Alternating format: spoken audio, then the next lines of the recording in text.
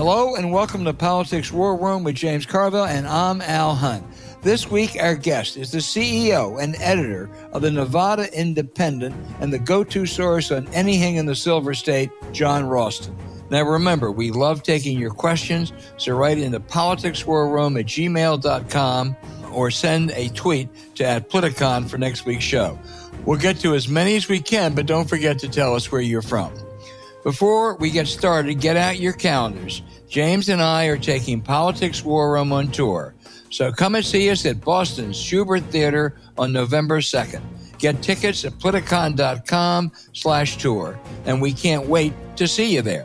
In other exciting news, the documentary Carville Winning is Everything Stupid is out now. Get updates and some great behind-the-scenes content by following James on Twitter @JamesCarville and on his new TikTok @RealJamesCarville.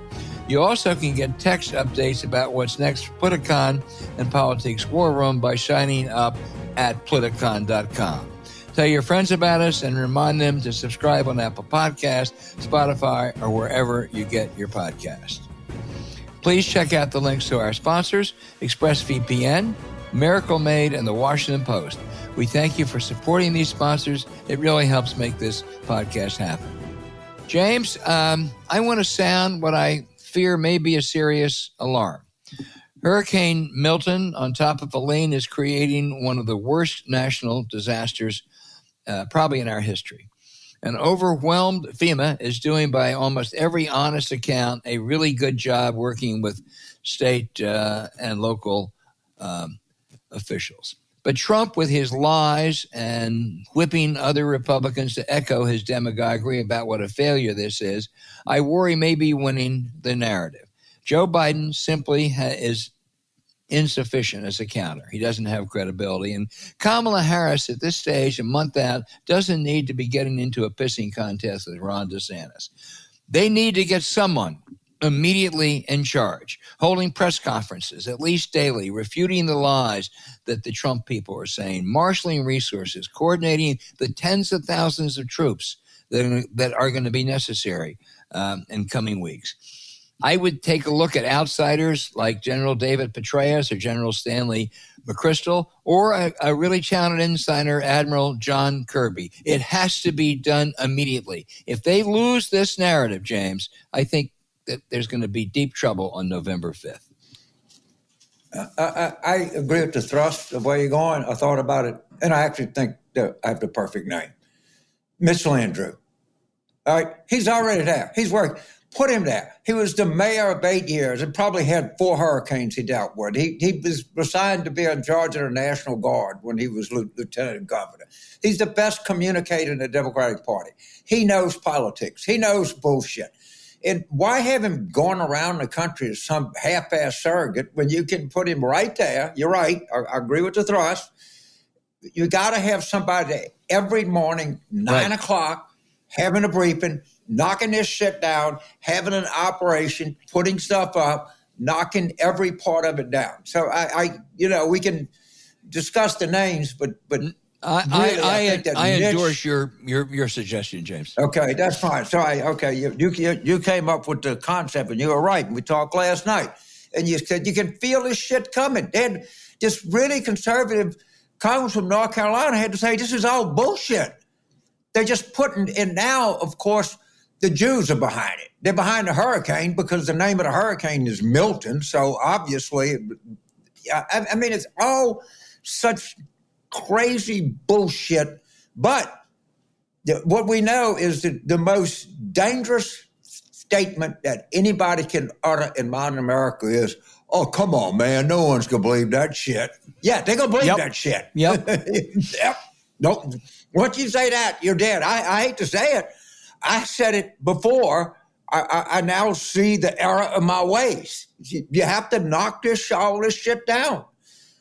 It took me a while to learn my lesson, but shit, I learned it. I'll give myself credit for that. Well, we're in total agreement. I think Mitch Landrieu would be terrific. He's actually a better communicator than any of the others.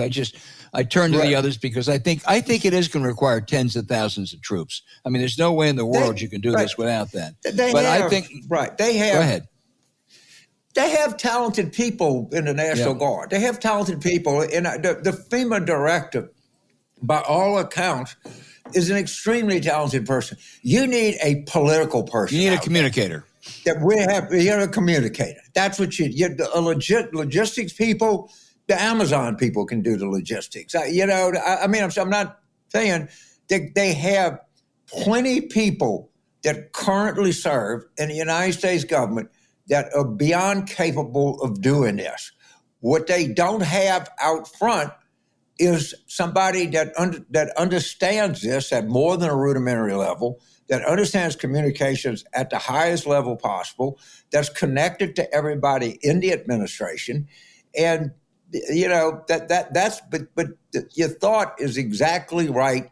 This shit has to be knocked down and crushed at its inception, because they're starting to bullshit already. You can feel it coming. Watch out. Here they come. And they lie like mad. And, even some honest Republican congressman, one in North Carolina, Tom Tillis, but they've whipped some others into shape. Mike Johnson is out there saying it's the worst response. I mean, it's just, I think I'll take your suggestion in a minute. Mitch Landrieu out there every morning and maybe every afternoon. And by the way, Mitch would say this. Fox can have him on anytime they want to. Yep. He'll go on Fox anytime they want it. Yep. Understand that. If you're going to air it, be sure that you call me, because I'm going to go on there. And they're not going to fuck with him. Well, no, they're just not going to call him because he's too good, right? No, they're going to call him. But again, you can say, if they would have, I had a standing invitation for Fox, I would go on there, and they ran a story. If they'd have asked me, this is what I'd have told. You can be proactive, be aggressive. That's the fucking rule of this world today. Trump is, so more than Mark Twain said, a lie can go around the world twice before the truth can get its shoes on. I mean, think about that. And how fucking Mark Twain might have been the smartest fucking American that ever lived. I'm sorry. I think you could make the case. Well, you have to do it now, not next week. Now, I mean, there's only no time to waste. The liars going around the world. You're trying to put your shoes on. You better get them on quick. Well, I agree. I agree. I hope that this discussion reaches the White House. This is not something that we're doing, some shtick we're doing to be kind of provocative at edges or something. I think that we can say both of us really believe this to our And this core. affects people's lives. It's not just politics. What Trump and company are doing are endangering people's lives. And so you're right. I mean, certainly it has a political implication. But and what you're talking about is not – you're talking about leveling with people and talking about the job that FEMA and state and local and troops are doing.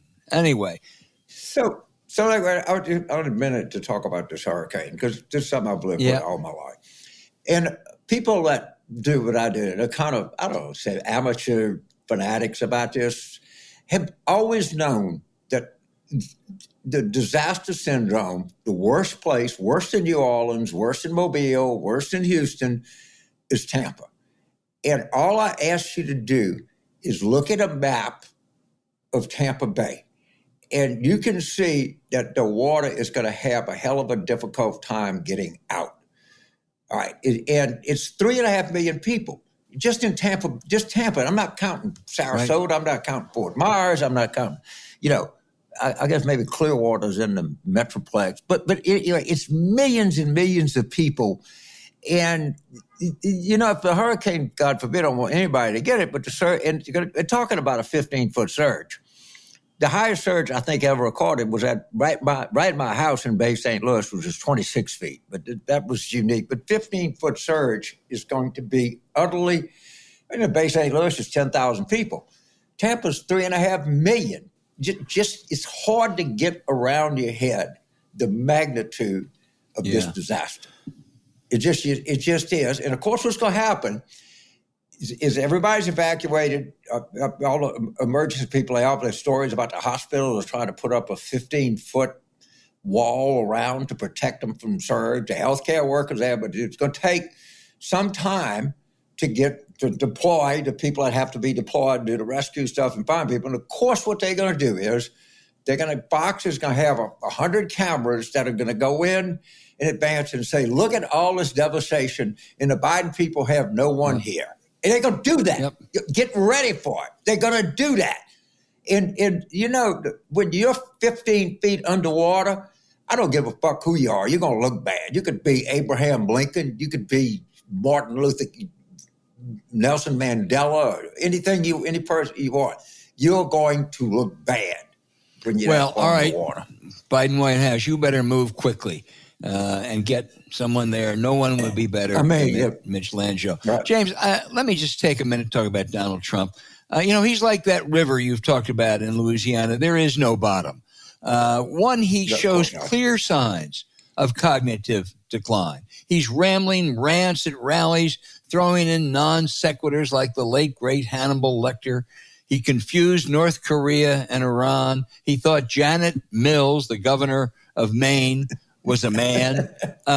He's 78 and he is losing it.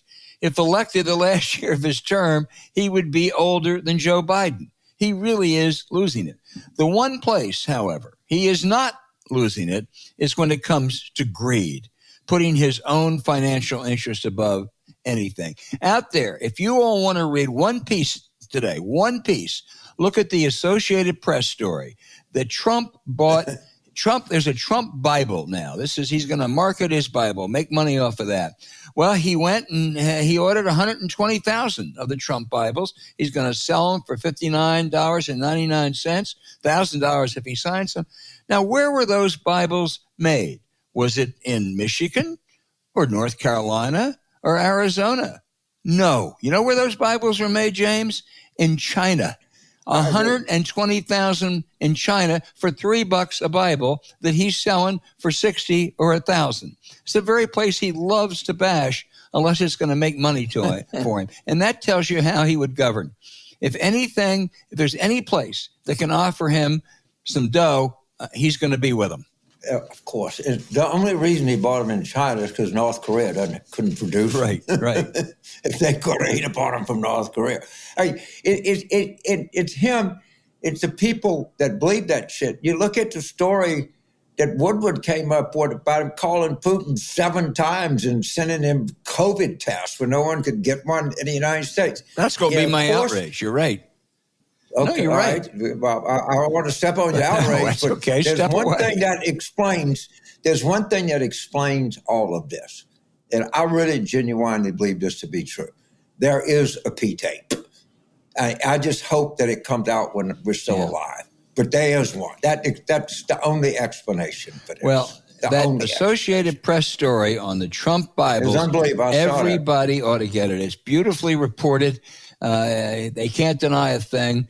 Cost $3, 120,000, and he's selling them for $60. What about the $100,000 watch? Yeah. I mean, it's everything is a fraud. And what's amazing is they want to be lied to. The Oklahoma education, whatever the fuck he is, specified it where they couldn't buy any other thing but the Trump Bible. It had to have. People want that. Oklahoma wants to be frauded. I can't tell you any other explanation for it. I mean, I feel sorry for hardworking people in Oklahoma that have some modicum of and they're getting scammed. James, James, let me just add one more bit of actually unsettling news. The Cook Political Report moved the Wisconsin Senate race to a toss-up. The Badger State already has one right-wing nutbag in the Senate, and Ron Johnson. If Eric Hovde, this is the Republican candidate who for 17 years has lived in California. He's ethically challenged. He spews all kinds of MAGA bullshit, and now he's running on transgender issues, hoping that he can hurt Tammy Baldwin that way. For those of you who care, contact our great guest from last week, Ben Wickler, the Wisconsin Democratic chair. It would be a disaster if that good state sends 2 right-wing nutbags to Washington. I agree. And this guy said farmers don't work hard. He's a Orange County, California, Newport Beach banker. I mean, and by the way, I see in Pennsylvania when Dave McCormick was shorting stocks, Pennsylvania stocks. That's a guy who really believes in it a lot. Yeah, he does. And I mean, can you believe? I mean, it's amazing given that. You know, you would think that would bother Ken Griffin and the Koch brothers and Paul Singer. It seems not to, as they're throwing, $100 million into that campaign. Oh, Vic. Oh, they started on that. What duplicitous frauds. We got time for the rest of the show. I got too many duplicitous frauds. I agree. James and I are coming to Boston's Schubert Theater for a live show on November 2nd. Tell them about what we have planned, James. Well, we have Doris Kearns Goodwin. How can you get a better guest than that? You know, right before the election. And my new fascination, Albert, is up. I did an event yesterday, I guess it was, in California, Santa Barbara, and John Meacham spoke before me and pointed out the election of 1868. And the Schuyler Colfax, I forgot what the guy's name was. I'll try to remember. It was New York. Yeah, it was the worst, since Donald Trump is the only nominee of a major party who was worse than him. That's how bad he was. And you know what? It's kind of close, actually. And he got like 47.5% of the popular vote. He actually carried the white vote. And running against Grant, right? Running against U.S. Grant, who was the most popular, justifiably, a national the most hero, well-known and popular person on earth. The guy won a war. And I mean, but it does. And I want to talk to Doris about this, that we've had this staggering strain of bullshit and white supremacy. I'm sorry, it's just been around for a long time. Yeah. And the fact that election was close is like, I mean, U.S. freaking Grant, Ron Chernow, Ron White, every biographer in the world has now come around. This might be one of the 3 greatest Americans of all time. Shit. He had to win it because Reconstruction allowed blacks to vote in the South. That's the only way he won the fucking election. He wouldn't have won it under 1850 rules. Doris can go through Lincoln. She can go through Roosevelt. She can go through Kennedy. She can do everything. So it's going to be November 2nd. And all you have to do is go to politicon.com/tour and get your tickets for November 2nd at the Schubert Theater in Boston, Massachusetts. Don't wait. They're going fast, and we want to see as many of you there as we can. So head to politicon.com/tour now to get your tickets.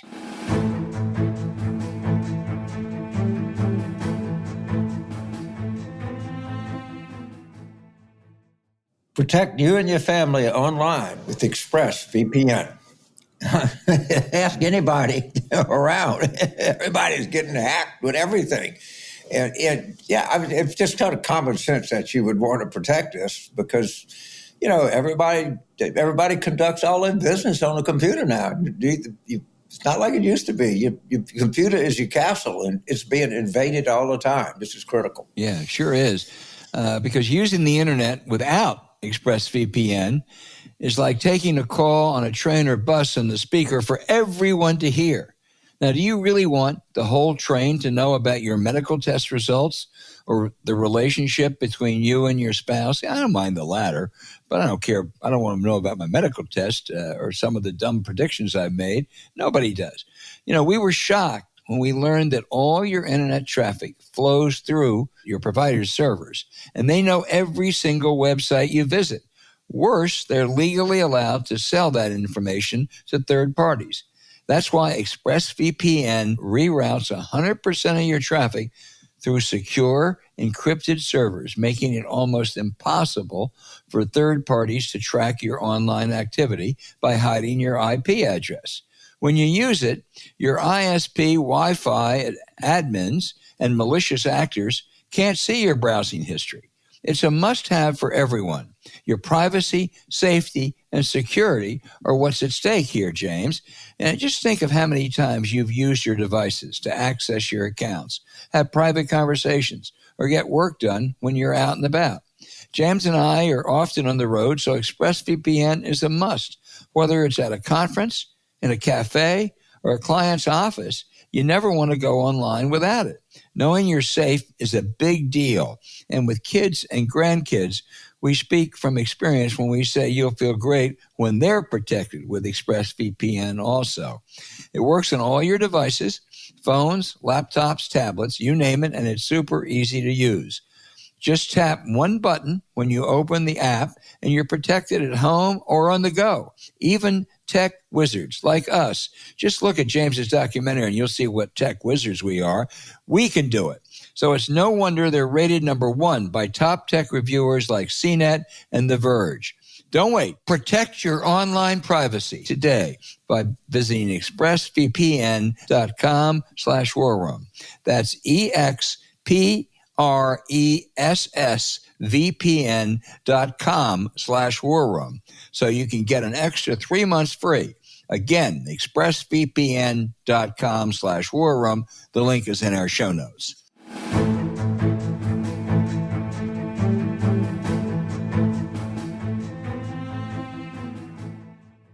Hey, James, if it's Silver State politics, the go-to is Jon Ralston of the Nevada Independent and the Ralston Report. Jon, it's so good to have you here. We want to do each week a look at a key battleground state, and there's no one we'd rather talk to in Nevada than you. The last couple elections, very close. I think, 2.4%. Biden won by last time. Kamala Harris may need those 6 electoral votes. How does it stand today? I think if you talk to either side, they'll both say it's within 1 point either way. I think Harris thinks she's up 1 point and Trump thinks he's up 1 point. But that doesn't really matter right now, Al. The only point that matters is that it's very close, that they're both going to be here this week. Harris is doing a town hall with Univision here, and Trump is coming to northern and southern Nevada. So they both believe what you believe, which is that those 6 electoral votes might matter. Yeah, they might. Latinos could be as much as 20% of the vote. I think they were a little bit less than that last time. Biden got 60% in 2020. Republicans keep saying that they are cutting into that vote. What's your take? I think they are right now, and polling, although polling, as both of you know, is very difficult in Nevada, polling does show it. But what has been true in Nevada, every cycle that I've covered it for a long time, is that that cohort of voters tends to make up its mind later than other cohorts of voters. Now, they're not monolithic, but, we had in 2022 the Republican Senate candidate, Adam Laxalt, bragging in the summer that he was going to get 50% of the Latino vote, right? And he got in somewhere in the 30s. Now, the closer that number gets to 40 for Trump, the better it is for him. But I still don't believe, even though she has some weakness with Latino men and especially young Latino men, the Democrats are going to do a lot to change that in the last month. Yeah, that's really important. For Democrats, the 2 bulwarks in your state were the Harry Reid machine and the culinary workers. The culinary workers, I guess that union is still active and powerful. There is no Harry Reid. Is there a machine without him? There is, and the same people who ran the machine while he was alive are running it now. Rebecca Lamb, who was one of the best operatives in the country, is still the overlord of the Reid machine. She's hired very, very good people to operate the levers of that machine. And so they still exist. Now, they can't raise quite as much money without Harry Reid putting the arm on people, but they can still raise enough to get the job done. Well, I'm going to turn this over to James in a minute, but we've been having this discussion several times about ground games and whether they matter. Does the ground game matter in Nevada, and does one side seem to have the advantage?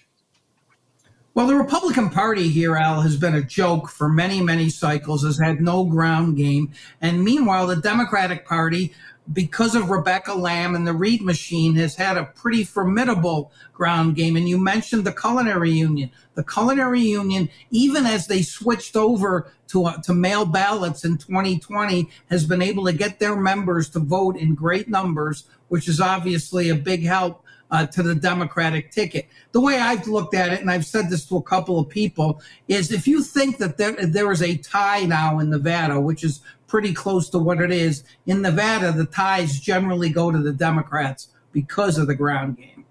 James. So, John, I'm going to tell you some serious stuff because there's plenty of serious things I want to talk about. But I'm fascinated by some of the ancillary characters in Trump world. And my favorite might be a Nevada Republican named Michelle Fiore. Am I pronouncing her name right? Why don't you just tell us a little bit about this bill? Because, I mean, when somebody said of her, it was 2 shots and a panty drop. I couldn't stop it. Greatest quote in the 21st century politics. But tell us what our pal Michelle has been up to these days.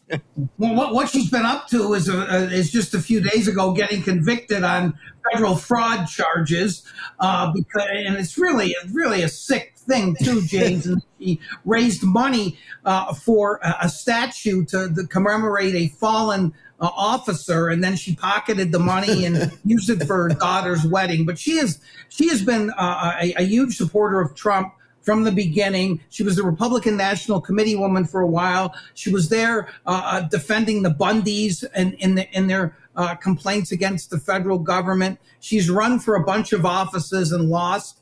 When she finally lost her last race, she went into a rural county and got appointed as a judge, even though she has never been to law school.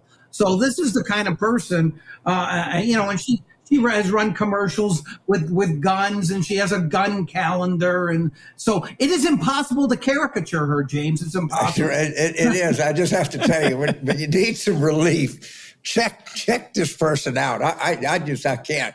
I know. And when they had Sharon Angle, we talked about Second Amendment solutions, Harry Reid. So, James, tell us how you spell her last name so all of our listeners let Jai F-I-E, or I don't know, okay. F-I-O-R-E. F-I-O-R-E. Terrific. You don't want to miss Michelle. She's endlessly entertaining. So Trump famously went to Nevada and talked about exempting tips from taxes, and then Harris, I guess, felt like she had to. Was that somebody, the culinary workers, or who planted that seed in his brain? So that's a really good question, James. He claims that he was approached by a waitress. Now, whether this waitress is, as many things are, a figment of Trump's imagination or not, I don't know. But they've never produced her. You would think if a waitress actually said you should do this, they would have had her in an ad or a press conference. But he says he got the idea here.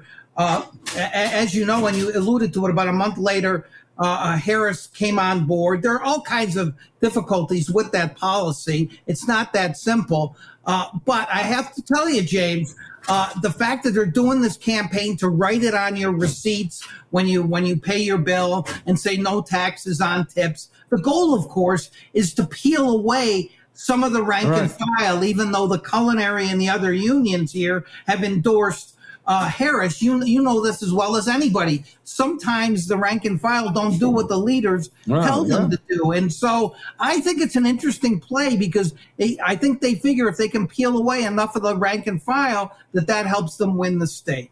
I think it's actually valid. I mean, look at the Teamsters Union. They can't move because of rank and file for Trump. And, a lot of the building trades have had the same issue. But we're not going to solve this. One of the things that DeMasto's people thought, and I was pretty close to him, is that the abortion issue kind of saved a lot of the Hispanic vote for them. That Hispanic women are as pro-choice as anybody else.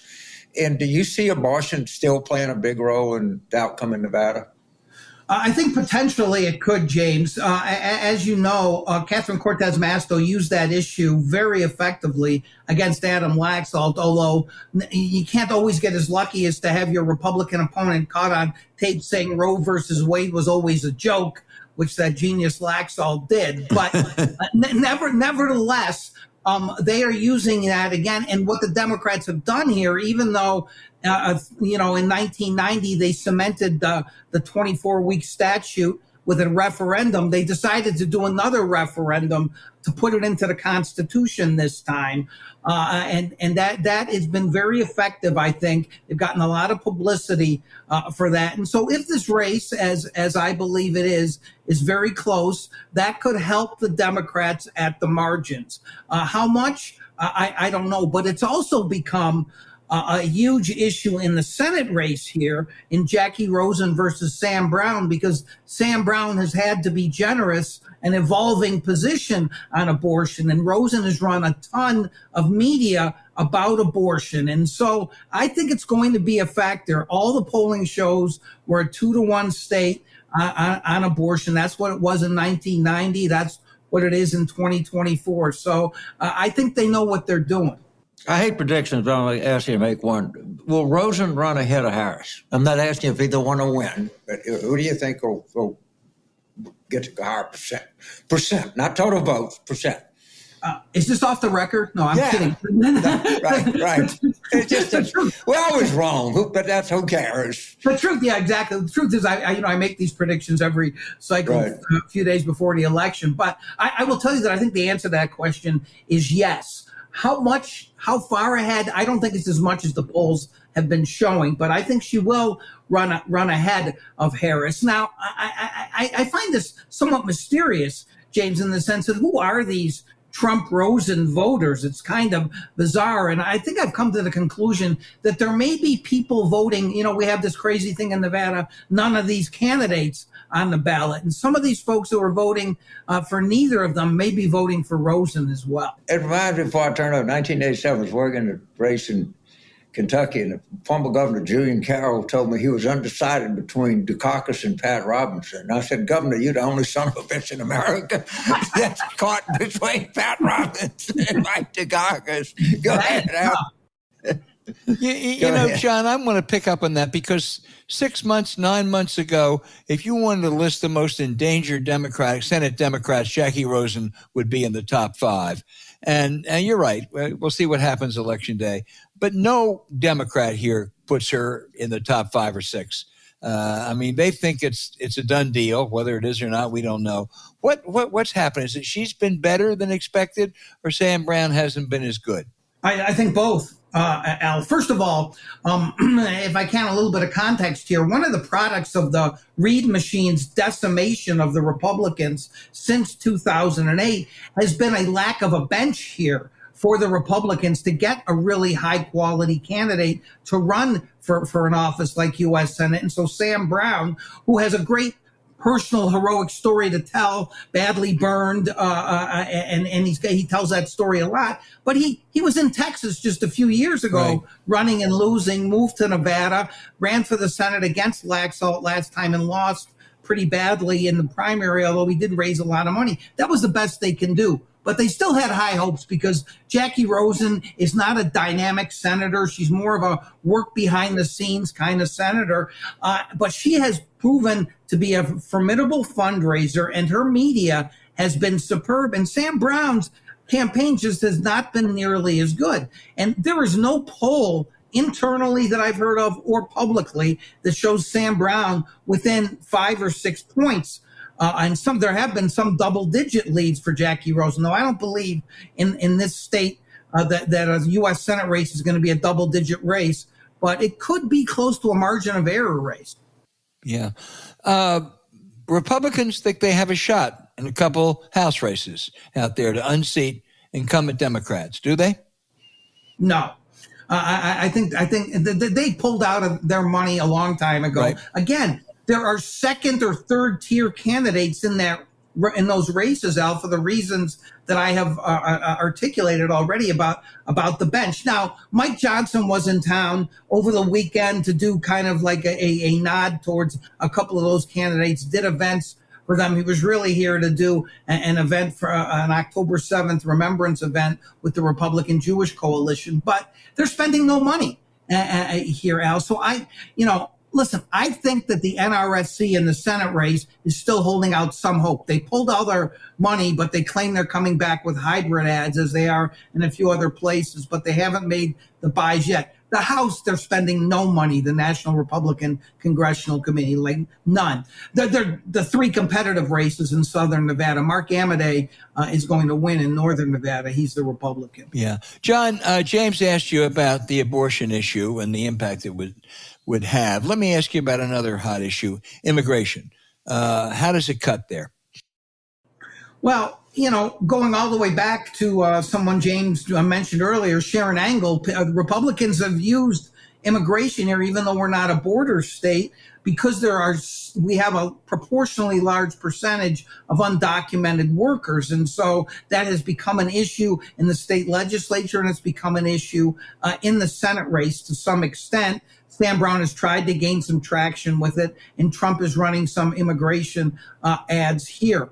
Listen, that's a base motivation issue for the Republicans, and that's all it is. It doesn't get much beyond that here. And so, again, it's so many. There's going to be so many straws on that camel's back, Al. At the end, I'm not going to be able to tell you probably right away which one broke it. James. So, John, talking about the Reid machine, I can tell you there's something that were behind that you were involved in, so was Al, and that was the making of the film Carville, Winning Is Everything Stupid, which came out of the mind of Susan McHugh, who was 30 years old and chief of staff. And she said she watched the War Room and it inspired her. She wanted to do one. And I said, great. And the next thing I know, we got a director and we've raised millions of dollars all because of Susan's energy, and we were very pleased that you were part of the film.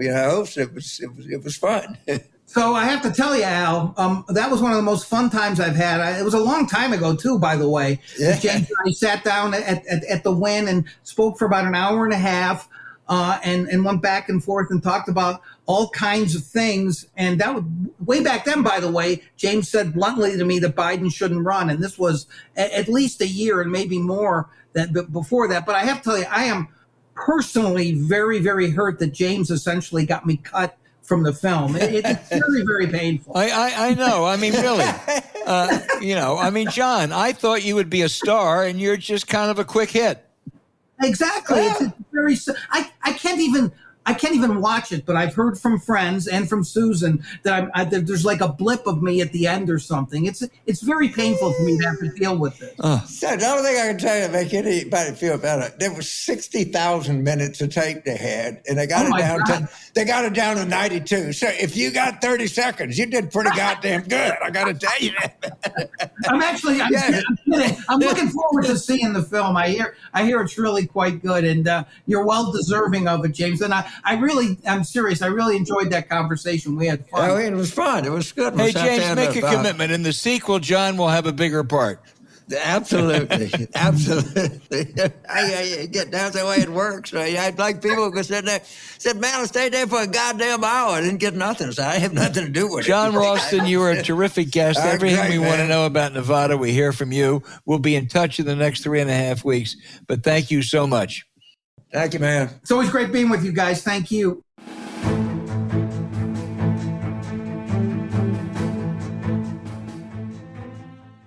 Hey, everyone. If you're in the New York area, into politics, and want an ultimate inside look on the 2024 election, get tickets to Carville, Winning Is Everything Stupid, a new documentary by Matt Tarnower, in theaters starting October 11th at the IFC Center in Manhattan, and then going nationwide.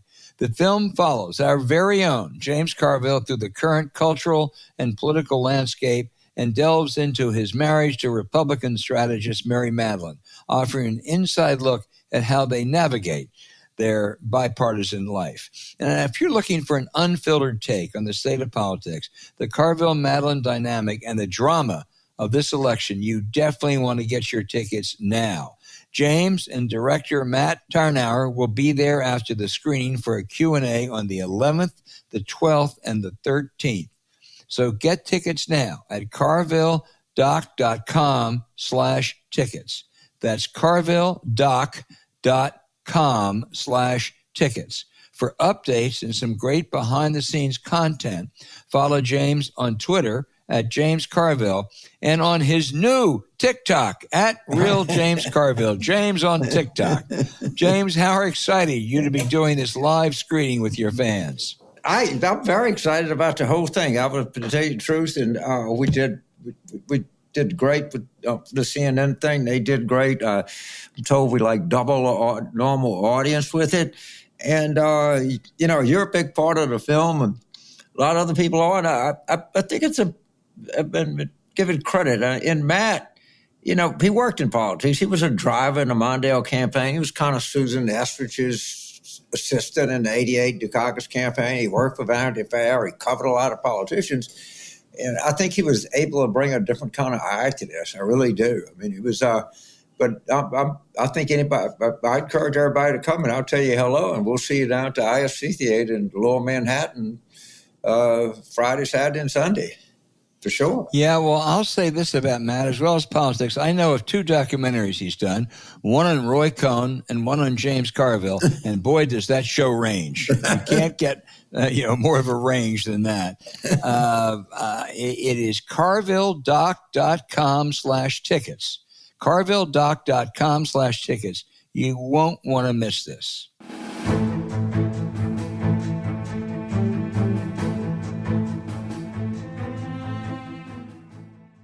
Beat the heat with Miracle Sheets. It's great. It's indispensable. I do it all the time. I'll tell you what else is great for it. Even in the wintertime when you have the heater on and you kind of like it a little warmer, you're still going to crave cool sheets. It's just the body is an optimum temperature that is conducive to good speech. And these people help you attain that. And, we've said it 1,000 times. I'll say it again. A good night's sleep is the best predictor of how you're going to feel the next day. Yep. Sleeping at the right temperature is a critical way to feel rested the next day. Now, if you wake up too hot or too cold, we highly recommend you check out Miracle Made's bed sheets. Miracle Made sheets are inspired by NASA and use silver-infused thermoregulating fabric so you can sleep at the perfect temperature all night long, no matter what the weather is like outside. Plus, the silver lining prevents 99.7% of bacterial growth, which means Miracle sheets require 3 times less laundry because they stay clean and fresh 3 times longer. Your bed will feel freshly made every night. Stop sleeping on bacteria that can clog your pores and cause breakouts and acne. Sleep clean with Miracle instead. Trust us, with no more gross odors, life is a whole lot better for your household. The NASA-inspired temperature-regulating silver-infused fabrics truly give you maximum comfort in any weather, and they make pillowcases and comforters too. So join us in getting better sleep every night. Not only are Miracle sheets luxuriously comfortable, they don't have the high price tag of other luxury brands. Miracle sheets feel nicer than bed sheets used by some 5-star hotels. So it's a vacation every time you get in bed. You can picture yourself in the Caribbean, in some exotic European island, whatever. It's your call. So go to trymiracle.com/warroom to try Miracle Made sheets today. And whether you're buying them for yourself or as a gift for a loved one, if you order today, you can save over 40%. And if you use our promo War Room at checkout, you'll get 3 free towels and save an extra 20%. Now, Miracle is so confident in their product that it's backed with a 30-day money-back guarantee. So if you're not 100% satisfied, you'll get a full refund. Upgrade your sleep with Miracle Made. Go to trymiracle.com/warroom and use the code WARROOM to claim your free 3-piece towel set and save over 40% off. Again, that's trymiracle.com/warroom to treat yourself. So thank you, Miracle Made, for sponsoring this episode. Look for the link in our show notes.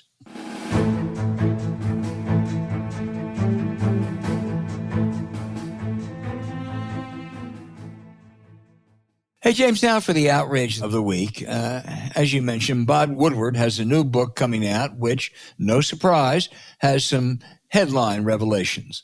One is that Donald Trump, as president, sent a big COVID testing machine secretly to Russian dictator Vladimir Putin. They weren't in abundant supply then, but he didn't want to ignore his pal. And since leaving office, Bob reports he has stayed in telephone touch with Putin.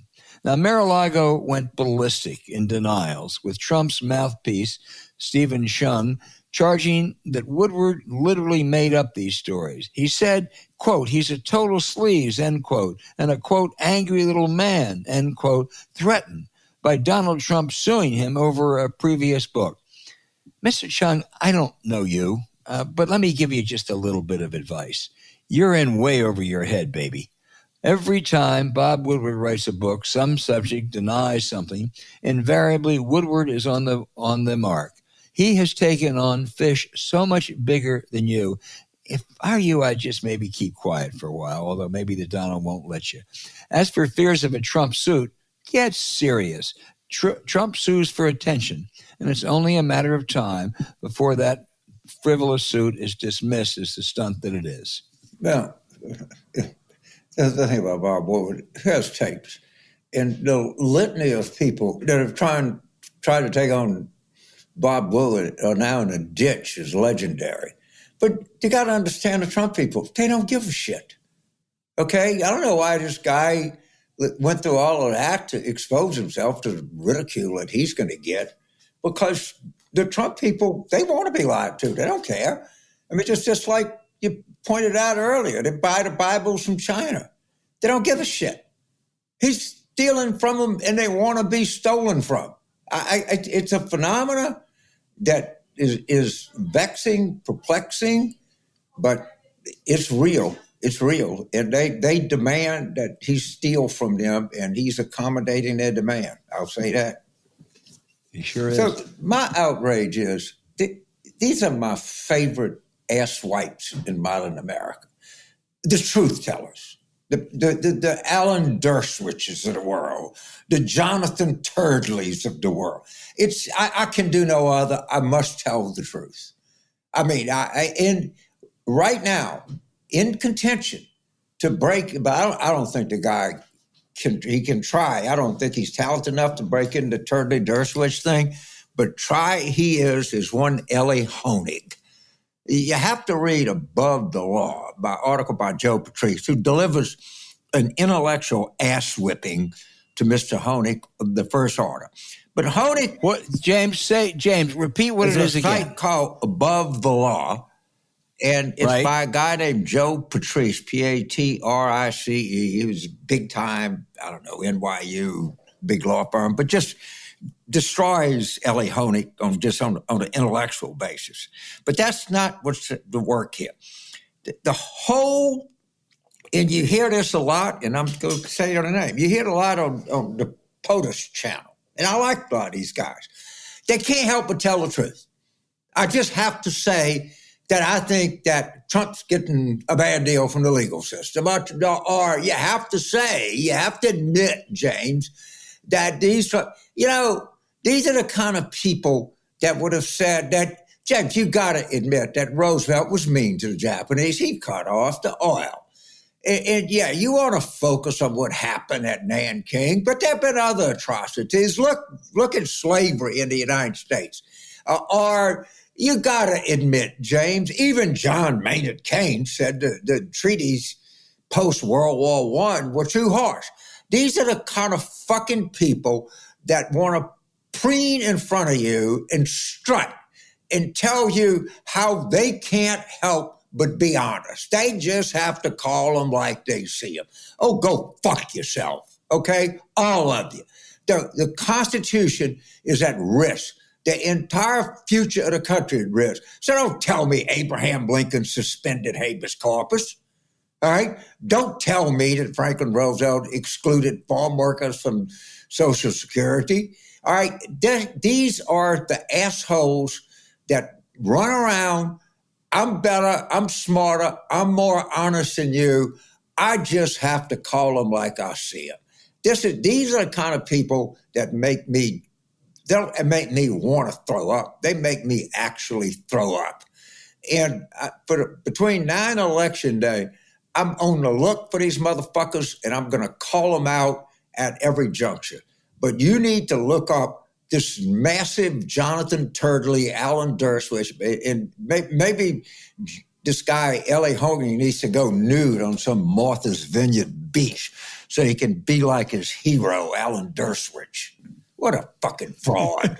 What a fraud. You know, what has Honig and Turley really just, I mean, they're throwing hissy fits over the fact that Jack Smith, they released the Jack Smith case, or much of the evidence against Trump for the January 6th insurrection. First of all, it was the judge that did that, but they're saying it was a month before the election. My God. You know why it was a month before the election? Because their heroes, Sam Alito and company, sat on that goddamn case for 6 months to make sure it wouldn't happen before the election.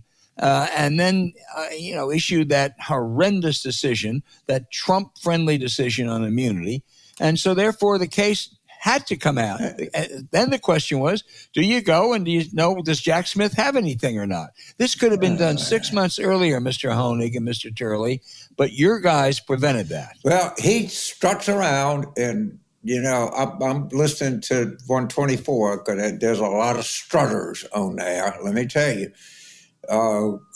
they're warned. But Mr. Honig, I'm sure he went to law review at some, top 3 law school. Can I explain to you something, sir? Just humbly, it's a different branch of government that released that. It's not the executive branch. It's the judicial branch. It's in your fucking Constitution. Why don't you take time to read it? Jesus, man, why I gotta live? Why am I sitting? Well, he apparently is in the Tommy Tuberville school of separation of powers, James. Yeah. Remember, Tommy said there were 3 branches of government: the executive, the legislative, and we Congress. thought Rick Perry was stupid. Okay, I mean, in fact, let's not forget, because they're going to forget Trump's response to Hurricane Maria. You know what he did? He threw paper towels at him. Yeah, he had some brawny paper towels, and that was his idea of hurricane relief. But we're going to have Sean Hannity and Laura Ingraham and Jesse Waters, and oh my God, look at their response. Oh man, why do I have to put up with this shit at my age? James, they have the Honig and Turleys have a first cousin that's self-loathing Democrats who used to think they were something and now are not. Doug Schoen, a pollster, and Andrew Stein wrote a piece, you're not going to believe this, criticizing the response of the Biden administration to the hurricanes and comparing it to the good response by, are you ready, James? Yes, go ahead. By George Bush and Hurricane Katrina. And they wrote that with a straight face. That was what really was the beginning of the end of the Bush administration for any credibility. But, I guess they need attention. If I had to guess, I don't know, I can't factually, I think there's money involved here. Okay. Mm. I think there's money changed hands. I will leave it at that.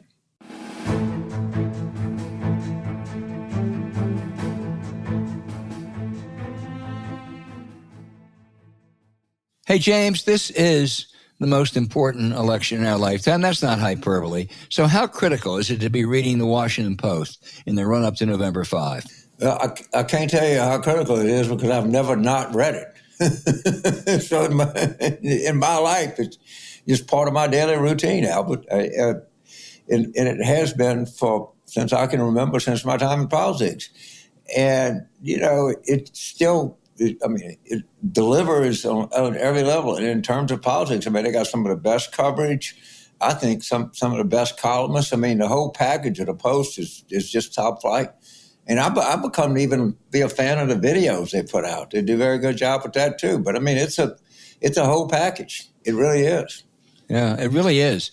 And this podcast is sponsored by the Washington Post. And when you go to WashingtonPost.com/War Room, our listeners can get an exclusive deal to subscribe to the Washington Post for just 50 cents per week. for your first year. That carries you not only through the election, but we know whatever happens, 2025 is going to be a turbulent political year. So this is a heck of a deal. If you listen to Politics War Room, you know the great work the Post does on topics like Capitol Hill, the economy, climate change, foreign policy, and much more. It's one of our must-reads for understanding how the day's current events impact us, our family, our work, and our country. First thing I do every morning. It's no surprise that the Post has been an essential part of our daily media diet for decades. It's just a morning ritual, and it's the first search when it's time to do a fact check.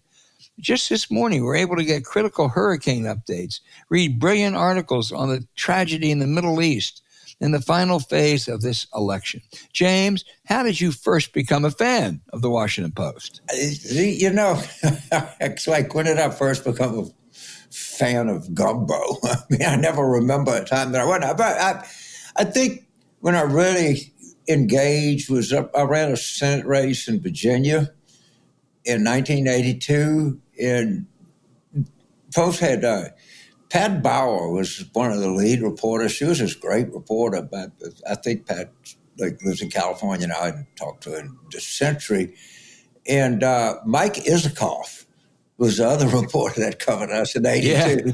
Yeah. And going on to do big things. So I know I knew about the Post before that, but when I was in Richmond, I just, since that time on, I've just never thought of going through a day without the Post. I mean, we used to have them overnighted to Little Rock in the 92 campaign. Of course, one of the great things about technology is, you can get the Post online. And its product is right there. And by the way, I read it extra hard because, I'm interested in the whole Jaden Daniels phenomena, which is, he's turning out to take that. I've never seen a team turn around so dramatically as the Commanders have. Well, we'll wait. The season's still young, but I think there's so many great things about that. James, this is one of the few areas where I was ahead of you because I came to Washington in 1969, right. And from day one, I became, addicted to the Washington Post. And then when Watergate hit a couple years later, even more so.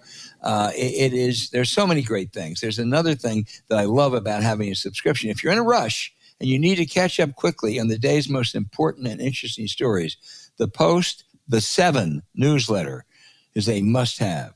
It is a quick commute read each weekday morning, and it's available as a podcast so you can listen on the go. No matter what story catches your eye or ear, the Post gives you the option to listen to articles in addition to reading them. It's the perfect way to tackle your to-do list and catch up on the news at the same time. And there's always something new and interesting. Karen Tumulty had a fabulous column this week, and she was down in Texas and somehow stumbled across what her relatives, great relatives, I guess, arrived in Texas in the 19th century as immigrants. And guess what, James? They were discriminated against. They were told they couldn't vote. They questioned their legitimacy. Some things never changed, but that was a great column. So I think it's with the election rapidly approaching, now is the time to sign up for the Washington Post. Go to WashingtonPost.com/War Room to subscribe for just 50 cents a week for your first year. That's 80% off their typical offer. So this is truly a steal. James, what else can you get for 7 cents a day? I don't know. You can't come up with a stick of bubble gum. I guess, maybe. Ask me, that's what I can come up with. This is much more lasting, too. Once again, that's WashingtonPost.com/War Room to subscribe for just 50 cents a week for your first year. You can find the link to great journalism in our show notes.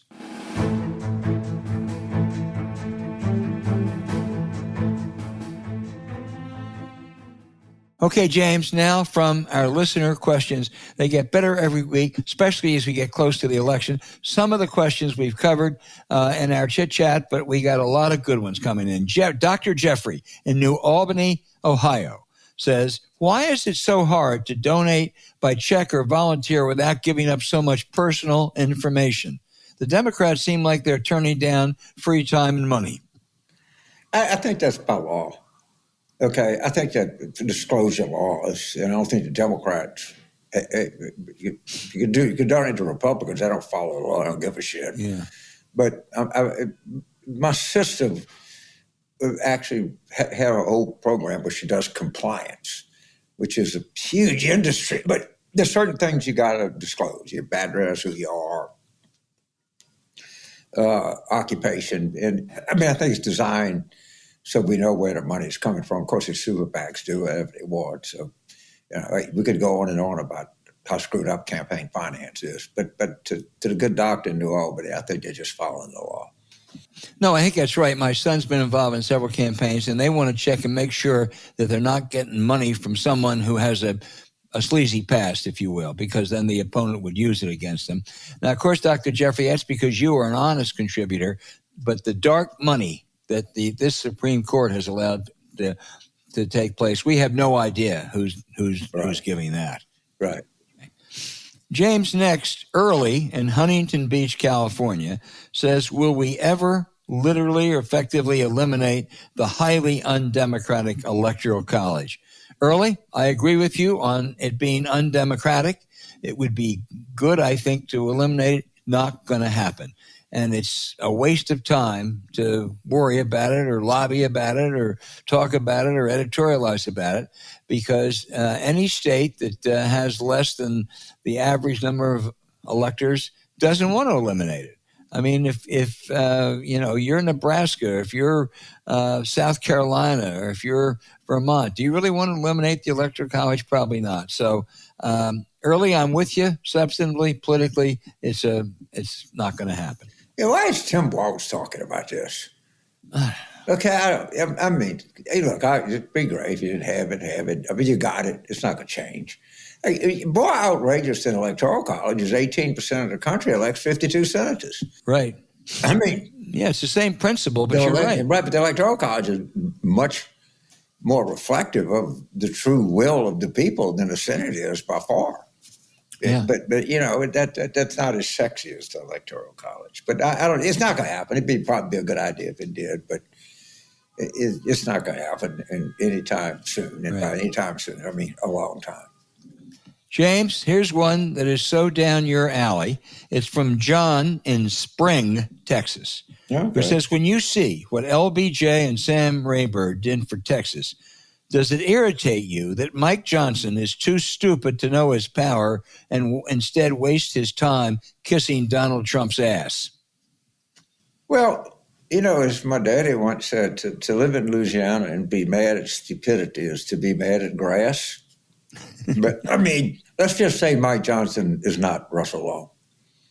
Okay? Yeah. Let's just say that he's not Eddie Aban or Hale Boggs or anything like that. But, we've gone, if you think Mike Johnson is bad, take a look at Clay Higgins.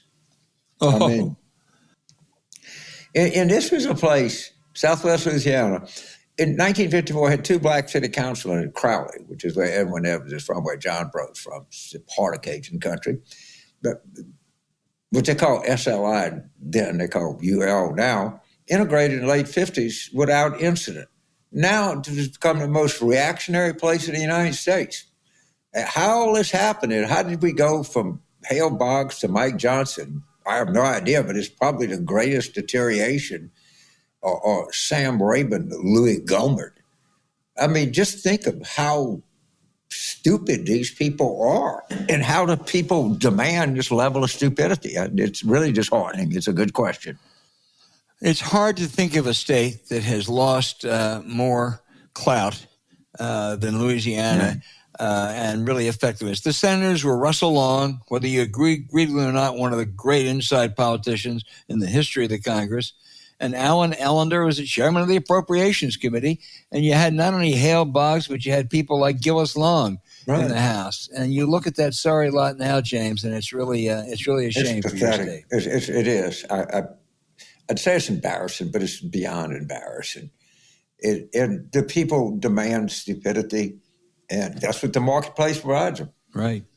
James, Tish in nearby Arlington, Virginia, says if Trump loses, how fast do you think he'll be dropped as the darling of the right by Fox, Capitol Hill Republicans, and voters? Tish, if he loses by 3 or 4 points, he won't be dropped. Fox tried that last time, and he just whipped him back in. The only way he's going to be dropped is when it appears he's dead, and that's only if there's a big victory. So Mitt Romney and Paul Ryan and all you guys are talking about writing in someone. The only chance you have to start to diminish his influence in the party, I'm not even sure that works, is a big Trump defeat.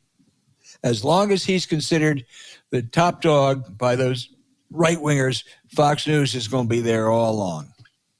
Absolutely. Absolutely. James, the next is from Richard in New York City, who said it would seem easy for Harris to basically say Trump will be dominated by Elon Musk, the richest man in the world. Should she be stepping up the attacks on Musk? So, no. And she shouldn't be stepping up the attacks on January 6th. She shouldn't be stepping up the false stolen election bullshit. They need to get the low-hanging fruit, which is Vance saying that Trump saved Obamacare. They need to be aggressive on these stupid tariffs. They should put Obama out. Harris should say something, and President Obama ought to go out and talk about what happened. They ought to have Bill Clinton and all these secondary markets talking about explain to people why tariffs are a bad idea. I mean, you have 4 weeks left. You can't chase everything. You got to chase a few things. And I'm getting kind of frustrated that they seem a little lethargic to me. I hope I'm wrong, but they big events really well. And then, and the storm is going to occupy everything here for the next a good 4 days. It's going to be the story that's going to drive everything. It's going to be hard to break through on anything. And they don't have a lot of time left. And it's uncomfortably close. I share your concerns. She did okay on 60 Minutes. Trump was too chicken to do it. But there are answers that she can give that are more direct, that aren't hard. I thought I guess is it Bill Whitaker? Anyway, he did a very good job. And he kept saying, how do you pay for these programs? And she sort of ducked and bobbed and it's simple. The way we pay for them, if it's a medical program, we pay for them by lowering the price that Medicare has to pay for prescription drugs. That's a saving. We're going to tax the rich. That's a saving. The 2017 Trump tax come up. We're going to give tax cuts to the middle class and not to the wealthy. But she sort of shies away from that. And anyway, I hope you're right. I think they have to be a little bit sharper. This is something that I think they screwed up. It became, when are you going to do long-form journalism? When are you going to sit down and be questioned? When are you going to do Tim Russell? Okay. The problem with that is, if you do it, you don't get credit for it. Secondly, if you go on a show, you talk about what the questioner wants to talk about. That's the way 60 Minutes works. You talk about what you want to talk about. Don't talk about what they want to talk about. Talk about Obamacare and bam. Talk about tariffs. It's always, well, if we do it, then they won't say things bad about us. Yeah, they're not going to say anything good. Of course, they're going to, like what she said, she didn't have a way to pay for it. You are letting someone else set your agenda. And I could see this coming. And the whole thing became the test of candidatehood or whatever it is to sit there and be grilled for 30 minutes. Well, do one of those, and that's enough. Get out of there. Do what you want to do. Bring up the issues you want to bring about. Have the surrogates you want out there to talk about them, and quit fucking responding to what other people want. I'm serious. I'm very passionate about this. I'm getting increasingly pissed off about it. Okay, listen up, Harris campaign. Next is Brett in Palo Alto, California, who asked, does ground game still matter in an age of social media messaging and propaganda? I contend not nearly as much. You know, Brett, I hope you listened to last week's show with Ben Wickler, who says in Wisconsin he thinks it could matter by as much as a point. And if you want to look at what a point means, I just want you to look last time at Wisconsin and Arizona and Georgia and even North Carolina, and you'll see the difference of a point. So I think it does matter. Whether it matters as much as it did 30 years ago, you can debate. But and I think we're going to see on November 5th that it matters. So we talked about this, and I think the number of conversations I've had about what matters. Okay, we know fundraising matters. There's earned media, but that was a term we used to use for like being in a Al Hunt column in the Wall Street Journal or something, all right? Or paid media count. Or does field count? Does direct mail count? Oh, no, now it's, digital, whatever. And I just came to a conclusion way too late in life. Everything matters. It's a great book by Skip Bertman, of course, LSU homer, baseball coach, said baseball, everything matters. And if, we weren't very good, the first thing he did, he went and cleaned out the bathrooms in the stadium. Now, you say, what does clean the bathrooms do? Well, maybe a shortstop won't drop a grounder in the eighth inning if you just say, what matters? Pitching more than hitting, fielding more than base running. Who the shit? Think about that later. Do everything as well as you can do it. And I do think, whether Ben's right, it's a point or it's a half a point or whatever, it's worth something. God damn it, do it and do it well. Yeah, I've got to do a class for Wake Forest in Washington with my dear friend Mike Tackett this week. And the issue is paid media or earned media, which is more effective. Depends on the campaign. There's no question that the so-called free media that Donald Trump got in 2016 was decisive. There are other cases where, paid media, if you control it and people do it well, I think of you in New Jersey in 1988, James, that matters. I think it's hard to say it's either or. I think, Mark Shields taught me very early that if you're doing, call it earned media, I don't know, whatever you call it, it's not, and you're doing paid media, the two should have some commonality. Exactly. Because you don't want to present one image in the press and another image on TV. And I think that was sound advice. Yep. And you want to try to the extent you can. You obviously have total control on what you do in a television spot. You don't have total control over what's going to get printed or reported, but you have some control. Yeah. What you say is important. James, our final question is from Chris in Savannah, Georgia. Oh, wow. Who says, my daughter insists that because the differences between the presidential candidates are so stark, there are no undecided voters. Chris worries only people who plan to vote for Trump but are embarrassed to say so. What do you think? I think that there are probably fewer, let's say undecided, I don't know, let's say loosely aligned voters. They probably, I agree, there may be fewer than they have been traditionally, but they matter more because the election is so close. And again, if you try to discern, do I go after undecideds or do I go after base voters? You got to go after everything. And there are many, many messages, by the way, that are consistent with undecided, loosely aligned voters and base voters. How about taxes over incomes over $500,000 a year? That'll get you about 82% approval. Yep. So the answer is, I don't know. No one knows what happens to undecided voters, but do they evaporate or where infinity, where all the parallel lines meet?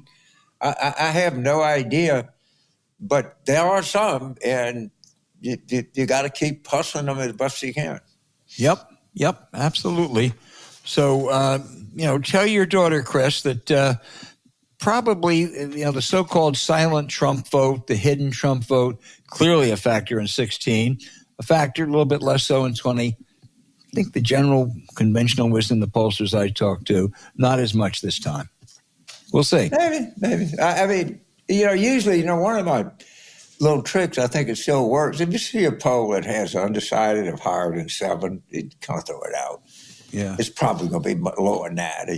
Probably now it wouldn't be more than 3, but who knows? We can't. again, I go back to what I said. How can we know what matters more than this? Just do everything as well as you can do it. Right. Okay, Chris, tell your daughter, all right?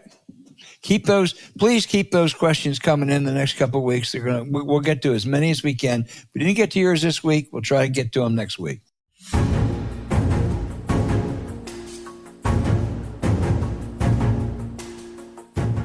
Hey, thanks for listening to Politics War Room with James Carville, and I'm Al Hunt.